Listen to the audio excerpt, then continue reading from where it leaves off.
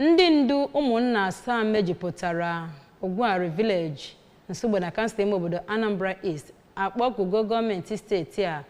gbasara otu ndị mmadụ a na-ekwu na ha na-eweta nsogbu n'ogbe ahụ site n'ịma aka nye ndu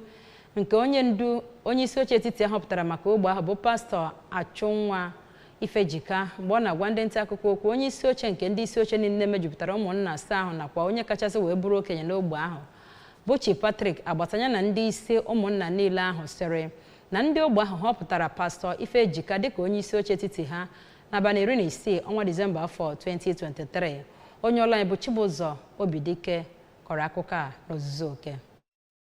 Dịka Chief Agbata si kọwaa, ya bụ onye bụ nke esonyeghị na ndọrọndọrọ ọchịchị nke azọrọ abụrụ onye na-eme ka ọgbaghara dị n'obodo ahụ site na ikpe nke o wetara n'ụlọ ikpe na-enweghị onye ekpere ikpe ma gazie n'ihu na-elesisi ana obodo ahụ n'aka nke Chief Patrick Ezeazụ nakwa Maazị Emmanuel Odigbo. Otu ahụ bụkwa nke pụtagoro n'oge dị iche iche kpọkwa ụfọdụ ndị okenye bụ ndị binyere aka n'akwụkwọ ma kpọkwa ha nzukọ wee kpọzie gọọmenti steeti a ka ha gbaa mbọ leba anya na ya bụ okwu. N'aka nke ya, pastọ Ifejika kwuru na ndị ahụ bụ ndị ebumnobi ha bụ iwekọrọ ala obodo ka ọ bụrụzie